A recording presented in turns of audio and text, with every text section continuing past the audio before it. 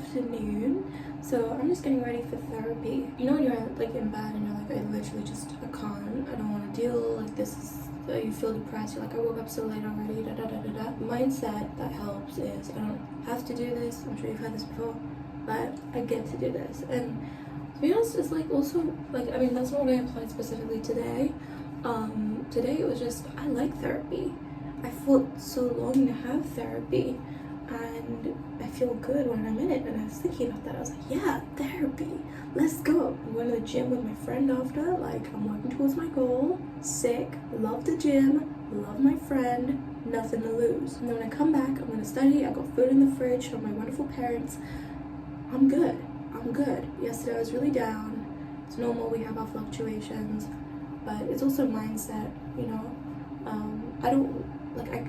The fact of the matter is, when I come back here to my student comm, I am more depressed. It's a given. It's like, I feel like I need antidepressants to function. But then I'm like, okay, how much of this can I influence? So we're trying this positivity thing.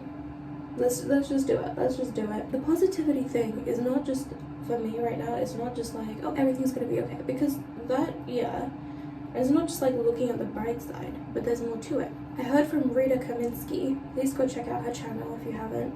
She's wonderful for law of attraction, law of assumption, things like that, like techniques and stuff. She's one of my favorite LOA YouTubers. And she said something in, like, I think her recent video, when she's talking about, like, the 3D. Everything that you see around you is the result of a previous thought. Like, it's the result of your previous beliefs. So why are you responding to it? This is just from the past. Like, all of this that you're seeing right now in the present, it's created by the past. It's created by your past thoughts, your past beliefs, etc. So don't be so pressed. Like, you don't need to respond. If I look at things like time and, you know, because there is stuff like, for example, if someone else were to look at it, they'd be like, yeah, no, you failed, you're fucked. Like, there's no way you can lose weight in da da da da da, or by this time you can pass by da da da, or that you can become successful. Like, there could be so many logical. This is the thing. I feel like logic always opposes LOA and all that stuff.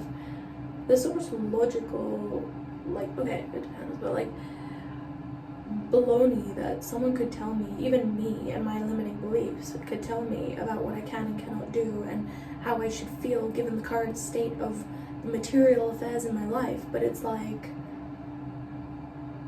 I'm choosing to not, it's almost like, it's not even a choice. It's just like, why would I accept that into my realm of reality? Like, that's not the reality I'm living in. It doesn't even feel crazy, it doesn't even feel local. Like, it's not wishful thinking. Like, I know I'm gonna succeed. It's that simple. I know my plan will work. I don't care what anybody has to say. It's gonna work. I don't go around like chatting about it because it's mine and a lot of people won't understand it, and that's fine. I'm here talking about it, but I know it's gonna succeed. I don't need to prove it to anybody, and it's a great feeling. With regards to like my degree and stuff, which is something I've been umming and ahhing about, should I be giving it up at this point in my life? Should I just go crazy with YouTube and pursue that? Maybe that's what I'm about, etc. But I really believed when I got in last year that I got in for a reason. It's a bit deeper, like the stuff that at this point I would imagine I haven't shared that much of my story. But I really feel like I got in for a reason. And sure, there have been some reasons so far that I feel like, it makes sense that I was here at this time and that this happened and that.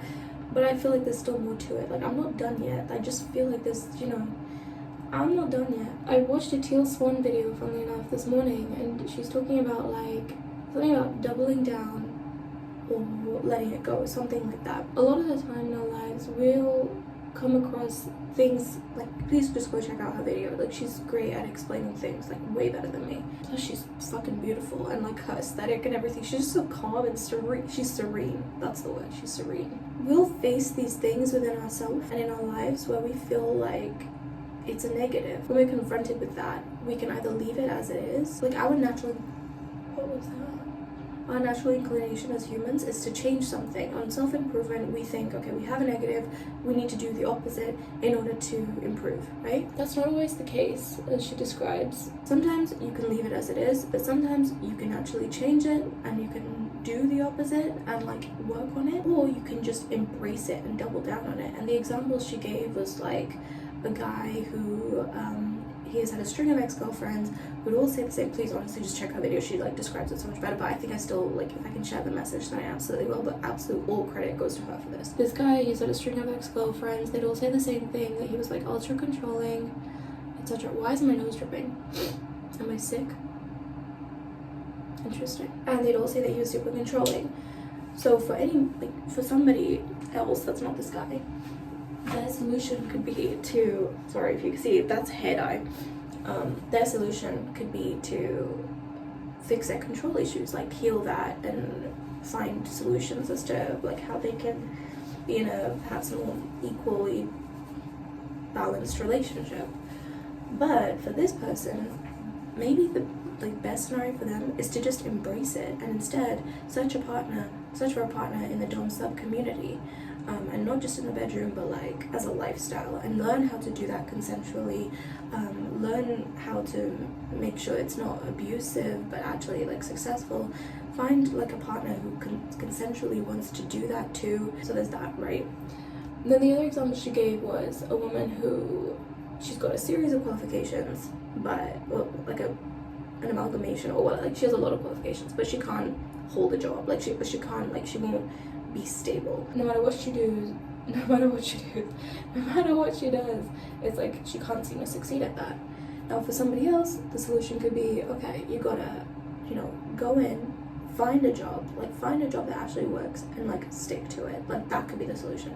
But for somebody else, the solution could be realizing that her values are spontaneity and like being outside and the unknown.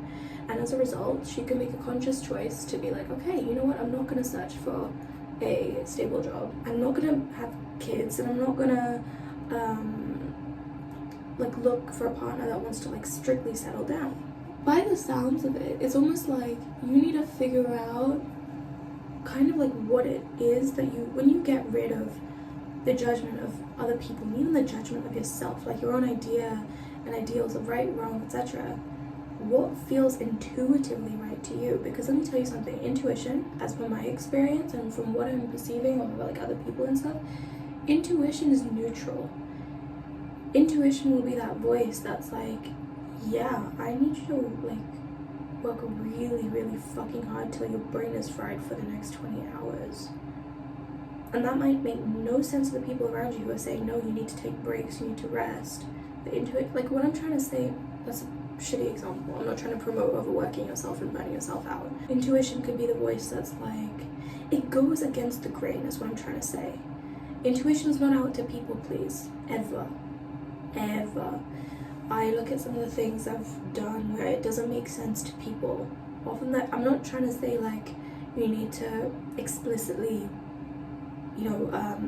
aggressively like go against the wishes of people, and that is intuition. Rebellion is inherently intuition. No, it's not. Intuition is the silent voice that might even make you uncomfortable.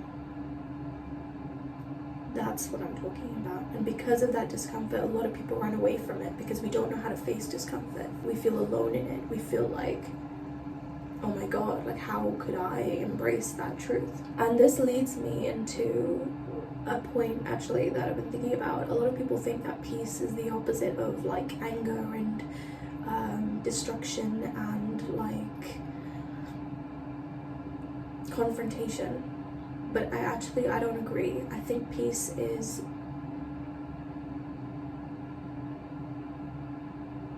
allowing yourself to embrace and experience all emotions.